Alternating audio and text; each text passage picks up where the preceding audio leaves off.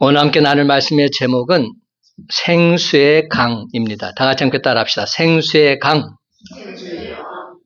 지난주에 우리는 성령 강림주일로 지키면서 오순절 다락방에 임했던 성령님 저에게도 임하게 주옵소서 간절히 사모하며 예배를 드렸습니다.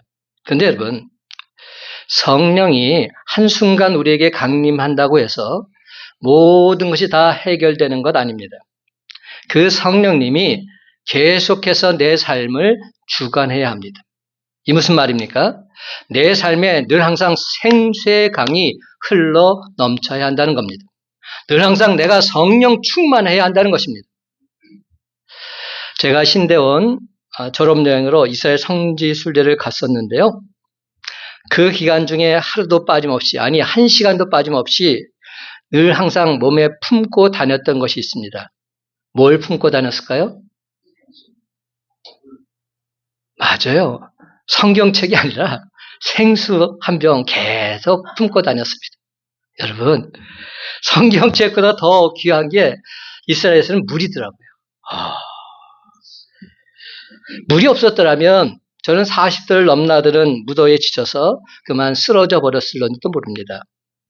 그렇습니다. 이스라엘 지방에서 물은 곧 한 사람의 생명을 유지시켜주는 생명수인 것입니다. 그야말로 생명수입니다. 성지 순례를 하면서 창세기에 기록되어 있는 아브라함과 이삭과 야곱의 우물을 볼 기회가 있었습니다. 비록 지금 보기에는 보잘것없지만 그 당시에는 생명의 근원인 우물을 확보하기 위해서 목숨까지도 내놓았던 겁니다. 우리도 요즘 건강한 삶을 유지하려면 하루에 최소한 2리터의 물을 섭취해야 한다고 말들을 합니다. 그래서 저는 아침마다 운동하면서 물을 수시로 마시거나 하는데요. 땀을 흘린 후에 마시는 그 물이 얼마나 시원한지 모릅니다. 물보다 더 시원한 건 없더라고요. 여러분, 사람은 이처럼 물과는 뗄래야 뗄 수 없는 깊은 관계가 있습니다. 그렇습니다. 사람은 주로 물로 이루어져 있지 않습니까? 우리 몸의 80%가 물이라고 합니다. 물이 없으면 살 수 없을 정도로 하나님께서 우리를 그렇게 만드신 겁니다. 어떠한 생명이든지 물을 원합니다. 물과 생명은 밀접한 관계가 있습니다. 물이 있는 곳에 생명이 소성함이 있는 반면에 물이 없으면 생명이 살 수 없고 결국에는 메마른 사막이 되어버리고 마는 겁니다. 오늘 본문에는 이처럼 우리 삶에 있어서 중요한 부분을 차지하고 있는 물에 대한 말씀이 언급되어 있습니다. 그 배경은 유대 명절 중 하나인 초막절입니다. 제가 지난주일 성령 강림주일에 말씀을 처음 시작할 때 유대의 명절이 여러 가지가 있는데 그 중에서 3대 명절이 있다 이런 말씀을 드렸어요. 3대 명절이 뭐죠?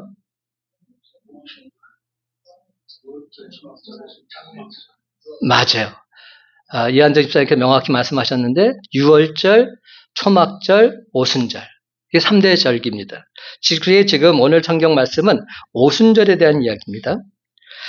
오순절이 아니라 초막절에 대한 이야기죠. 이 초막절은 이스라엘 백성들이 애굽에서 나온 후 광야에서 40년 동안 초막을 짓고 생활한 것을 기념하는 절기입니다. 그렇다면 여러분, 이스라엘 백성들이 광야에서 40년을 지낸 동안 가장 중요한 것이 무엇이었을까요? 그것은 바로 물이었습니다. 광야에서 물이 없으면 그들은 모두 죽을 수밖에 없습니다. 먹을 양식도 중요하지만 더 중요한 것은 물이었습니다. 그들이 물이 없어 다 죽어갈 때 하나님께서는 모세로 하여금 반석을 쳐서 생수를 마시게 해주었습니다. 반석에서 나온 생수가 이스라엘 백성들을 살린 것입니다. 그래서 이스라엘 백성들은 매년 초막절에 이를 기념했습니다. 그렇습니다. 그들은 초막절이 되면 예루살렘 가까이에 있는 실로암 못에서 물을 떠와서 제단에 부으면서 하나님의 구원에 감사했습니다. 출애굽한 이후 1300년 동안 초막절 때마다 구원의 물을 준 하나님께 감사를 드렸던 것이죠. 이게 바로 초막절입니다.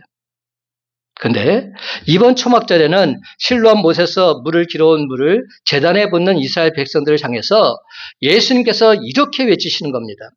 다 같이 함께 읽어볼까요? 37절과 38절 말씀 시작. 명절 끝날 곧 큰 날에 예수께서 서서 외쳐 이르시되 누구든지 목마르거든 내게로 와서 마시라. 나를 믿는 자는 성경의 이름과 같이 그 배에서 생수의 강이 흘러나오리라 하시니라. 아멘. 여러분, 저는 이 장면을 연상해 봅니다. 여러분, 예수님께서 말씀을 전하실 때 대부분의 예수님께서는 조곤조곤 이렇게 말씀하셨던 것 같아요. 큰 소리로 외쳤던 적은 거의 없고요. 성전 정화할 때 정도 말고는 큰 소리로 외치신 적이 거의 없습니다. 그런데 지금은 여기는 다릅니다. 어떻게 나와 있습니까? 명절 끝날 곧 큰 날에 예수께서 서서 외쳐 이르시되, 예수님께서 앉아 계다가 벌떡 일어나서 큰 소리로 외치시는 겁니다. 뭐라고 외치십니까? 누구든지 목마르거든 내게로 와서 마시라. 나를 믿는 자는 성경의 이름같이 그 배에서 생수의 강이 흘러나오리라. 강력하게 말씀하시는 겁니다. 이런 모습을 여러분 본 적 있어요? 얼마나 예수님께서 강력하게 말씀을 선포하고 있는지 모릅니다.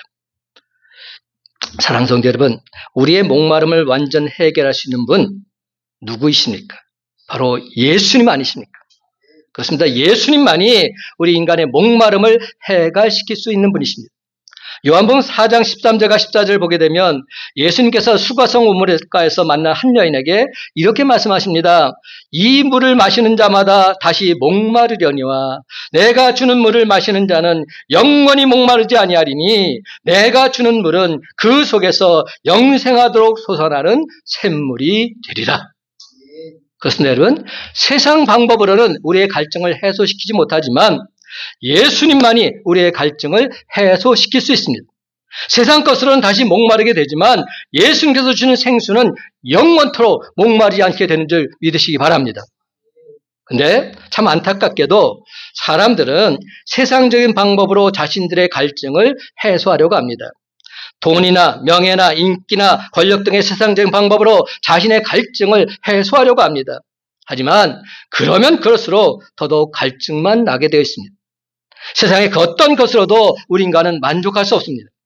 문화 수준이 발달하면 만족할 것 같은데 그렇지 않습니다. 오히려 문화 수준이 발달하면 발달할수록 만족은커녕 답답함과 목마름만 더해질 뿐입니다. 직장인들이 퇴근하자마자 코가 삐뚤어지도록 술을 마시는 이유 중 하나가 하루 종일 상사 눈치를 보다가 퇴근하게 되면 그동안 쌓였던 답답함 해결하기 위해서다, 이렇게 말들 합니다. 돈 벌려는 목적으로 도박장을 출입하는 사람도 물론 덜어 있겠지만 도박장에 가는 대부분의 사람들은 돈 때문이 아니라 갈증, 목마름 때문이라고 말합니다. 그렇지만 여러분, 그런다고 해서 만족을 느끼면서 내면의 갈급함 해결할 수 있습니까? 세상적인 방법으로는 만족할 수도 없고 그 갈증을 해소할 수도 없습니다. 그렇다면 우리가 어떻게 해야 할까요? 오늘 시간 안타깝게 외치시는 우리 주님의 음성을 들으시기 바랍니다. 누구든지 목마르거든 내게로 와서 마시라. 나를 믿는 자는 성경 이름같이 그 배에서 생수의 강이 흘러나오리라. 그런데 여러분, 여기에서 눈여겨보아야 할 단어가 하나 있습니다. 어떤 단어? 누구든지라는 단어입니다. 제한이 없습니다. 예수님은 조건을 달지 않고 누구나 다 환영합니다. 이 무슨 말입니까? 예수님께 나아가는 자는 누구나 할 것 없이 그 누구를 할지라도 다 마실 수 있다는 겁니다. 그렇습니다. 예수님을 믿는 사람은 누구든지 예수님이 주시는 생수를 마실 수 있습니다. 그렇다면 여기서 생수는 무엇을 가리키고 있을까요? 생수가 무엇을 가리킬까요? 생수? 답이 다 나와 있어요. 39절에 그 답이 나와 있습니다. 이는 그를 믿는 자들이 받을 성령을 가리켜 말씀하신 것이라. 뭘 가리킨다고요? 성령. 생수는 바로 성령을 가리킵니다. 그러니까 예수님을 믿는 자는 누구든지 다 성령을 받는다는 겁니다. 성령으로 말미암아 예수님을 자신의 구세주와 주인으로 시인하게만 한다면 그 순간부터 우리는 그리스도의 사람이 되는 겁니다. 하나님의 백성이 되는 것입니다. 바로 그때 그 사람 안에 성령께서 거하십니다. 고린도전서 12장 3절 하반절 말씀, 또 성령으로 아니하고는 누구든지 예수를 주시라 할 수 없느니라. 이 말을 역으로 풀어봅시다. 누구든지 성령으로 아니하고선 예수를 주시라 말할 수 없다. 그러니까 예수를 주시라 말하는 자는 다 성령이 임한 자다 이 말씀입니다. 내가 예수는 나의 구주이십니다. 나의 대속주이십니다. 이렇게 고백하기만 한다면 그 사람에게는 이미 성령이 임했다는 겁니다. 방언을 못해도 상관없습니다. 무슨 여러 가지 은사가 없어도 상관없습니다. 예수가 나의 구주이십니다. 고백할 수만 있다면 그 사람 안에는 이미 성령이 임한 것입니다.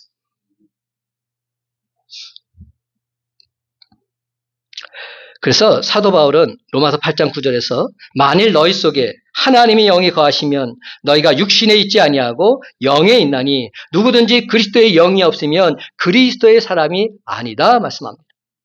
다시 말하면 그리스도의 사람 안에는 그리스도의 영이신 성령께서 거하신다는 말입니다.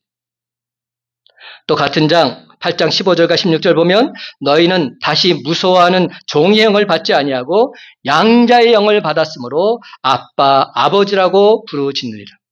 성령이 친히 우리의 영과 더불어 우리가 하나님의 자녀인 것을 증언하시나니. 이렇게 말씀하시면서 성령께서 하나님의 백성, 하나님의 자녀임을 증거해 주신다고 하십니다. 또한 고린도서 3장 16절에서 너희가 하나님의 성전인 것과 하나님의 성령이 너희 안에 계신 것을 알지 못하느냐 이렇게 말씀하시면서 성령이 거하시는 주의 백성들 몸 주님의 성전이 된다 이 사실을 말씀하고 계십니다. 그러니까 우리가 생수이신 성령으로 말미암아 예수님을 주님이라고 고백하면 그때부터 우리는 하나님의 백성이 되고 그리스도의 사람이 되는 것입니다. 우리 속에는 성령께서 내주하셔서 우리가 친히 하나님의 자녀임을 증명해 주십니다. 그렇습니다. 예수 그리스도를 나의 구세주와 주님으로 영접하고 믿는 사람들은 이미 다 성령을 받은 사람들이기에 성령님이 동행하고 계신 줄 믿으시기 바랍니다. 저와 여러분은 다 이미 성령님이 동행하는 사람들입니다. 왜냐? 예수 그리스도를 나의 구주로 믿고 고백했기에. 그러므로 이 세상에서 아직까지 타는 목마름을 온전히 해소하지 못한 분들은 우리 주님께 나와서 예수를 믿는 자에게 약속하신 성령의 생수 다 받아 마시기 바랍니다. 그런데 여러분 여기서 한 가지 딜레마가 있어요. 분명히 예수님을 영접함으로 성령의 생수를 받아 마셨음에도 그런데도 여전히 갈증이 난다는 겁니다. 예수님을 믿고 구원받았음에도 전혀 그리스도인다운 삶을 살지 못하고 있다는 겁니다. 근데 이는 사도 바울도 마찬가지였습니다. 로마서 7장 18절과 19절은 이렇게 말합니다. 내 속 곧 내 육신에 선한 것이 거하지 아니하는 줄을 아노니 원함은 내게 있으나 선을 행하는 것은 없노라. 내가 원하는 바 선은 행하지 아니하고 도리어 원하지 아니하는 바 악을 행하는도다. 누가 한 말이라고요? 사도 바울이 한 말입니다. 그 누구보다도 예수 그리스도의 복음을 전파하면서 증거하며 살았던 사도 바울조차도 이렇게 말하고 있는 겁니다. 쉽지 않다는 겁니다. 이사야 37장 3절에서 오늘은 환난과 책벌과 능욕의 날이라 아이를 낳으려 하나 해산할 힘이 없음 같도다. 이 말씀처럼 나에게 전혀 힘이 없습니다. 힘을 주어야 아기를 낳을 수 있는데 그런 힘이 없어서 산모도 죽고 아기도 죽을 위기에 빠지게 된 겁니다. 그렇습니다, 여러분. 내가 하나님 말씀을 듣고 그 말씀대로 살려고 하지만 내 속에는 전혀 능력이 없음을 깨닫습니다. 교회에 와서 찬양을 드리고 기도를 하고 말씀을 들을 때는 내 앞에 놓여있는 태산도 다 뽑을 것 같습니다. 그 어떤 원수라도 사랑으로 용서할 수 있을 것 같고 그 어떤 경우에도 인내할 수 있을 것 같고 무슨 일이 있어도 주신 말씀대로 순종할 것 같은데 막상 교회 문 밖을 나가면 내 속에 전혀 능력이 없음을 깨닫게 되는 겁니다. 이기긴 해야겠는데 도무지 힘이 없습니다. 그러다 보니까 좌절감, 낭패감, 패배감 등 나쁜 종류의 감은 다 들게 되는 겁니다. 결국 한심하기 짝이 없고 불쌍히 그지없는 자기 자신을 바라보면서 스스로 심한 자괴감에 빠지게 되는 것이죠. 그렇다면 과연 무엇이 문제입니까? 오늘 이거 해결해야 됩니다. 생수이신 예수님께 나가서 이미 예수님을 구주로 믿고 의지하고 살아가고 있음에도 불구하고 예수를 믿고 이미 성령을 받았음에도 불구하고 내가 왜 이렇게 힘이 없습니까? 왜 나는 말씀대로 살아갈 능력이 없는 것일까요? 왜 그럴까요? 도대체 무엇이 문제입니까? 그 이유는 내가 바로 1단계에서 멈춰 있기 때문입니다. 예수를 믿는 자에게 약속하신 성령의 생수를 받아 마셨습니다. 그러나 이는 단지 1단계에 지나지 않습니다. 예수를 믿고 그 다음 단계로 나아가야 됩니다. 무슨 단계입니까? 그것은 바로 성령이 내 안에서 흘러 넘치는 단계입니다. 성령이 내 안에서 충일한 단계, 바로 그 단계까지 가야 되는 겁니다. 그래서 이제 우리는 성령이라는 생수의 강이 흘러 넘치는 삶을 살아가야 할 줄로 믿습니다. 근데 참으로 안타깝게도 생수의 강이 흘러 넘치는 것을 경험하지 못한 채 생수만 겨우 맛보고서 만족해하는 분들이 너무나도 많이 있어요. 교회에 나오신 분들 중에서 어떤 분들은 그냥 성전 문만 밟는 것으로 자족하는 사람도 있어요. 오늘도 교회 와서 예배 드렸다, 이것으로 만족하는 분들.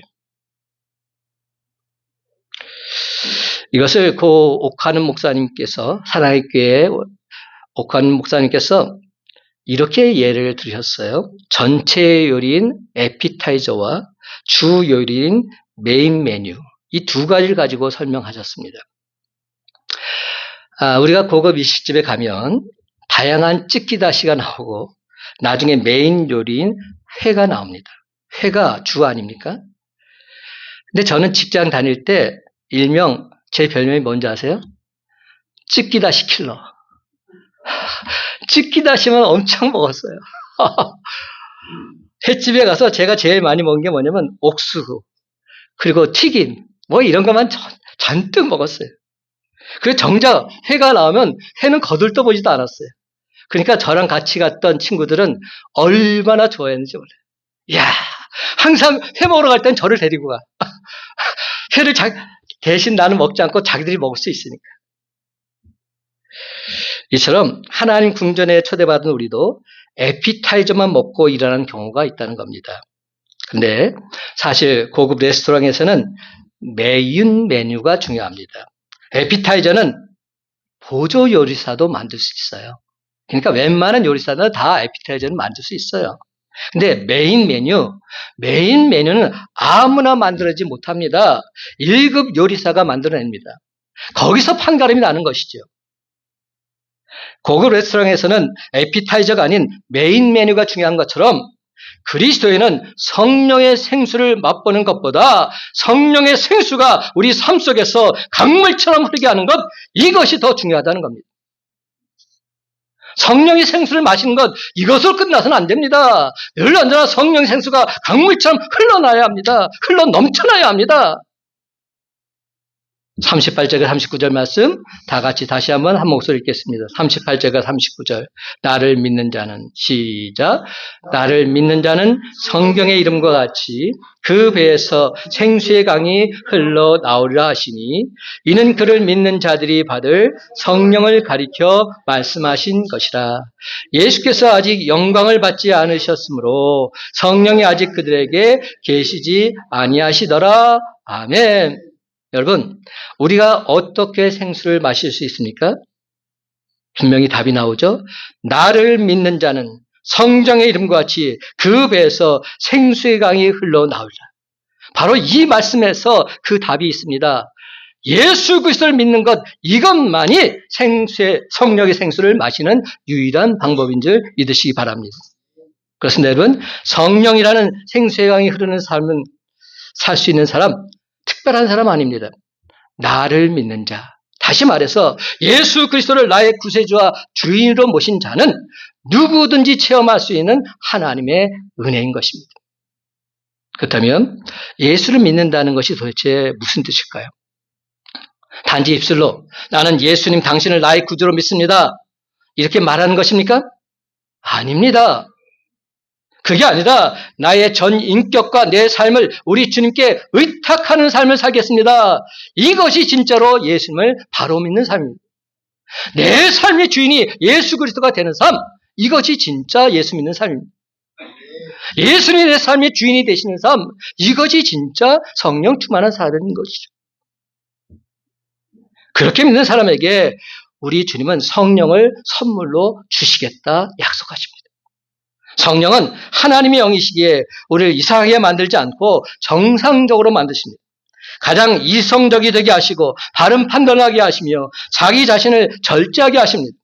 그렇기 때문에 성령이 우리 안에 계실지라도 우리는 그 어떤 특별한 느낌이 없을 수도 있습니다. 온 영혼을 쓰는 흥분 같은 것이 없을 수도 있고요. 방언이나 특별한 체험 없을 수도 있습니다.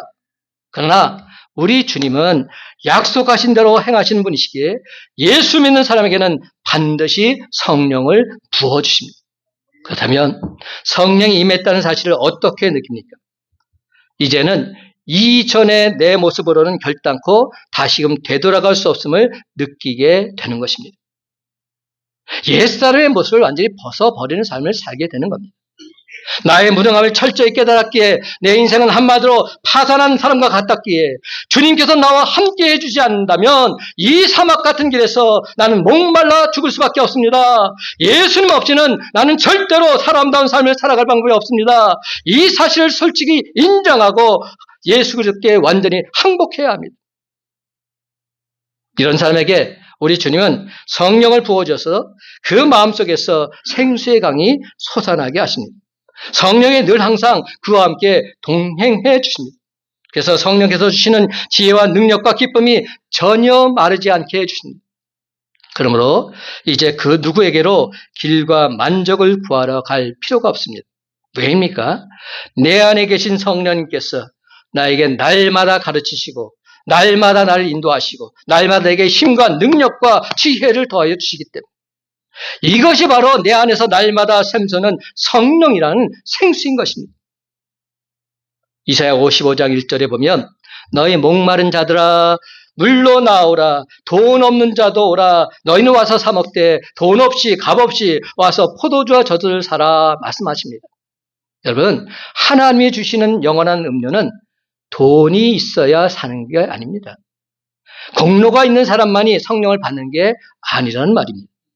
우리 주님께 나와서 믿기만 하면 돈 없이 값 없이 살 수 있습니다. 그렇습니다. 우리 주님께 나오기만 하면 됩니다. 나오라는 이 말은 무슨 말입니까? 결단하라는 말입니다. 여러분 앞으로 딱 나가려면요. 결단이 있어야 돼요. 결단이 없으면 못 나갑니다. 못 나가요. 나오라는 말은 결단하라는 말입니다. 전인격적으로 예수님 앞에 나와서 항복하고 나의 모든 것을 실제로 우리 주님께 맡기고 의탁하는 삶을 살라는 겁니다. 아무리 목이 말라도 생수를 찾아서 나오지 않는다면 그 생수 마실 수 없습니다. 우린 지금 사막과 같은 세상을 살아가고 있기에 저와 여러분에게는 물이 없으며 물을 만들 능력도 없습니다. 그러므로 우리는 생수의 근원 되시는 예수 그리스도 주님께 나와야 할 줄로 믿습니다. 솔직히 말해서 아직까지도 성령이 주시는 풍성함과 깊은 은혜를 모르고서 신앙생활하는 분이 있다면 그는 여전히 자기를 포기하지 못한 사람일 수 있습니다. 자기 포기가 안 된 사람입니다. 이 세상 사람들과 마찬가지로 지금 이스라엘 백성들이 걷던 사막에도 역시 물이 없었습니다. 그들이 하나님과 대면하는 삶을 살았던 모세의 지도를 따를 때에 하나님께서는 반석에서 물을 내주십니다. 그 반석은 사막과 같은 세상길에서 목말라 쓰러져간 인생들을 살려낼 예수님께서 주실 생수를 비유한 것입니다. 그렇다면 여기서 왜 예수님만이 성령이라는 생수를 주실 수 있다 말씀하실까요? 그 이유가 중요합니다. 성령은 그냥 주어지는 것이 아닙니다. 예수 그리스도의 죽음의 대가로 하나님께서 주시는 보상이 성령입니다. 성령의 생수는 우리에게는 선물이겠지만 예수님 당신에게는 목숨을 바쳐 획득한 피의 대가인 겁니다. 그게 바로 성령입니다. 39절에 보면 괄호 안에 예수께서 아직 영광을 받지 않으셨으므로 성령이 아직 그들에게 계시지 아니하시더라 이렇게 되어 있지 않습니까? 이 무슨 말입니까? 성령은 그냥 오신 것이 아니라 예수님께서 십자가에서 우리를 위해서 피 흘려 죽으시면서 순종하신 대가로 하나님께 받아서 우리에게 보내주신 값진 선물인 것입니다. 보혈의 피가 바로 성령인 것입니다. 그러니까 예수님이 아직 영광을 받지 않으셨다면, 즉 예수 그리스도의 사명이 감당되지 않으셨다면 성령은 우리에게 오실 수 없다는 말씀인 것이죠. 그렇습니다. 영원한 생명수는 오직 예수 그리스도만이 주실 수 있습니다. 나를 위해서 십자가에 달려 죽으신 예수 그리스도가 아니면 영원히 목마르지 않는 삶, 영생처럼 만족한 삶, 그 어느 누구도 줄 분이 이 세상에 없으십니다. 오직 예수 그리스도만이 우리에게 영생수를 주실 수 있는 줄 믿으시기 바랍니다. 사랑하는 여러분, 내가 진정 예수 그리스도를 나의 구주로 믿어서 예수님께서 나의 주인이 되셔야 우리는 성령을 받을 수 있습니다. 근데 많은 신자들이 예수 그리스도에게 잡히는 것을 싫어해요. 무슨 말입니까? 혹여라도 예수 그리스도에게 잡히게 될까봐 예배만 보고서 황급히 사라지는 분들이 많이 있어요. 제가 한마디라도 나누고 싶은데 이미 가버렸어. 여러분, 성경 공부를 하자고 해도 사양하고 셀 모임을 하자고 해도 이런저런 핑계를 댑니다. 근데 이런 모습은 결코 신앙생활이라 말할 수 없습니다. 제대로 된 신앙생활은 예수 그리스도께 붙잡힌 바 되어야 하는 겁니다. 우리 주님께 완전 항복해서 나 자신을 예수님께 맡겨야 하는 것입니다.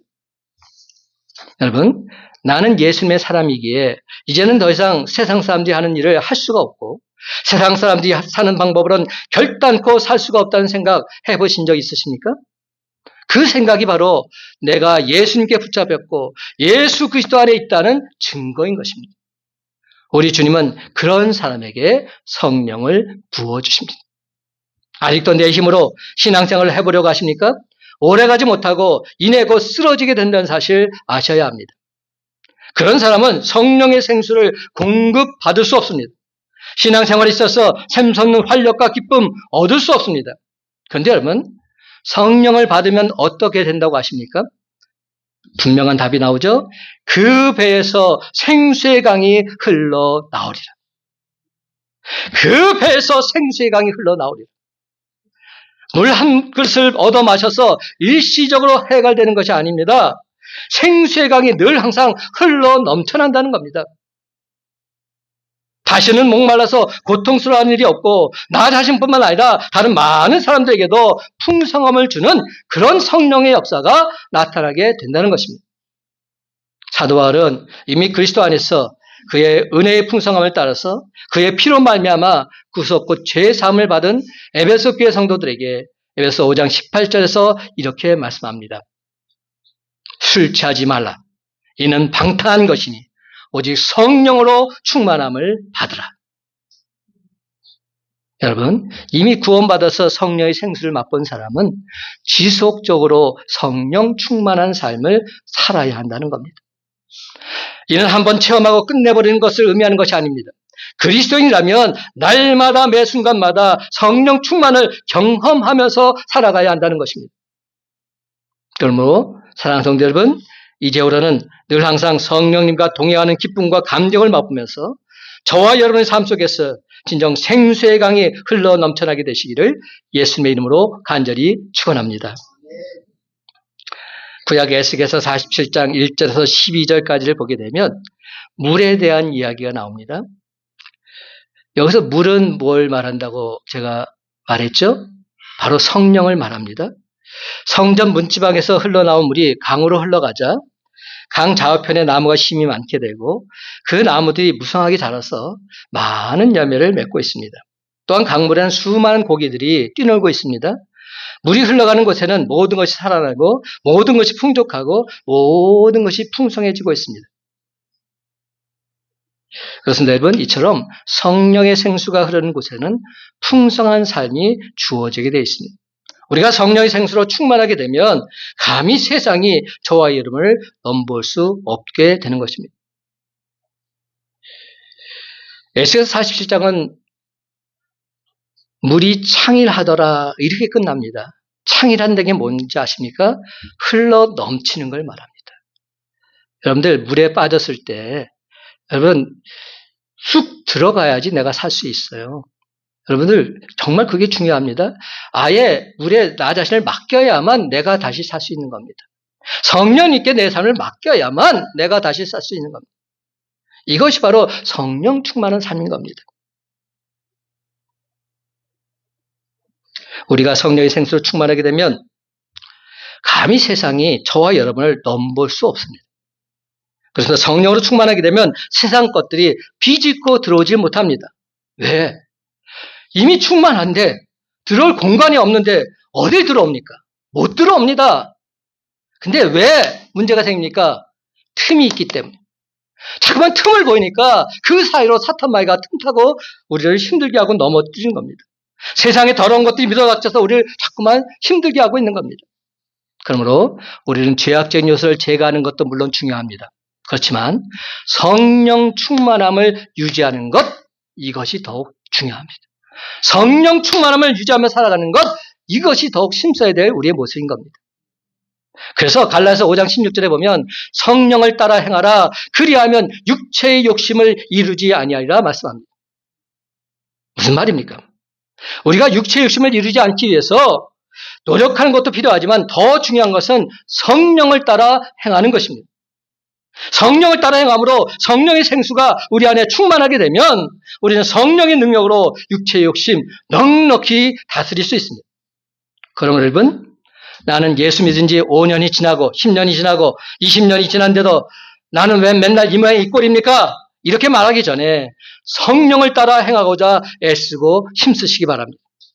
여러분, 예수 믿은 지 10년이 지나고 20년이 지났는데도 우리 삶에 있어서 그 어떤 특별한 변화나 성숙함이 나타나지 않는 것, 이것에 대해서 이제 우리는 부끄러워할 줄 알아야 됩니다. 남을 탓할 것이 아닙니다. 내 모양이 잘못된 겁니다. 내가 지금 성령 충만한 삶을 살지 못하고 있는 겁니다. 부끄러워해야 됩니다. 그러므로 오늘 시간 초막절에 외치셨던 예수님의 심령으로 간곡히 부탁드립니다. 생수의 강이 넘치는 삶 사시기 바랍니다. 이제는 더 이상 율법적인 삶 살지 마시고 생수의 강이 흘러 넘치시기를 간절히 바랍니다. 그러기 위해서는 우리에게 영적으로 타는 목마름이 있어야 합니다. 간절함이 있어야 된다는 겁니다. 간절히 사모하는 마음이 없으면 안 됩니다. 그렇습니다. 영적으로 의에 줄이고 목말라는 사람만이 생수의 강이 흘러넘치는 하나님의 은혜 만끽하게 되어 있습니다. 여러분, 배부른 사람이 식당에 가는 거 보셨어요? 배부른 사람은 한사코 식당에 가는 것을 거부합니다. 아무리 맛있는 게 있어도 내 배가 이미 불러서 나 필요 없어. 사양합니다. 마찬가지로 배부른 사람은 우리 주님 앞에 나아가려 하지 않습니다. 어떤 자가 나아갑니까? 목마른 자가 나아갑니다. 배고픈 사람이 나아갑니다. 주님께 나온 목마른 사람을 하나님께서는 해가시켜 주시고 주님께 나온 배고픈 사람을 하나님께서는 배부르게 해주십니다. 마태복음 5장 6절을 보면 예수님께서 의에 줄이고 목마른 자는 복이 있나니 그들이 배부를 것입니다. 분명히 말씀하고 계십니다. 그럼 여러분, 먹어도 배고프고 마셔도 목마르기만 한 세상 것에 더 이상 매달리지 마시고 제발 의에 줄이고 목마른 사람이 되시기 바랍니다. 성령 충만을 사모하면서 영생수에 목말라 하는 그런 사람들이 다 되시기 바랍니다. 의에 줄이고 목이 마르니 성령의 기름 부소서.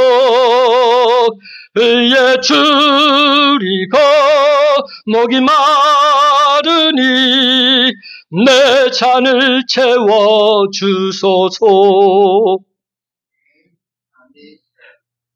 이제 말씀을 맺습니다. 사랑하는 성도 여러분, 오늘 시간 진정 의에 줄이고 목말랄 뿐만 아니라 영생수를 간절히 사모하는 저희들 모두에게 저 심령 깊숙한 곳에서부터 생수의 강이 흘러 넘쳐나게 될 줄로 믿습니다. 그렇습니다, 여러분. 이제 우리는 생수의 강이 흘러 넘쳐오르는 성령 충만한 그리스도인들이 되어서 영원한 생명수이신 예수 그리스도를 온 세상에 힘차게 전파하며 살아가는 저와 여러분이 다 되시기를 예수님의 이름으로 간절히 축원합니다. 기도하십시다. 하나님 아버지, 생수의 강이 내게 계속 흘러 넘쳐나기를 원합니다.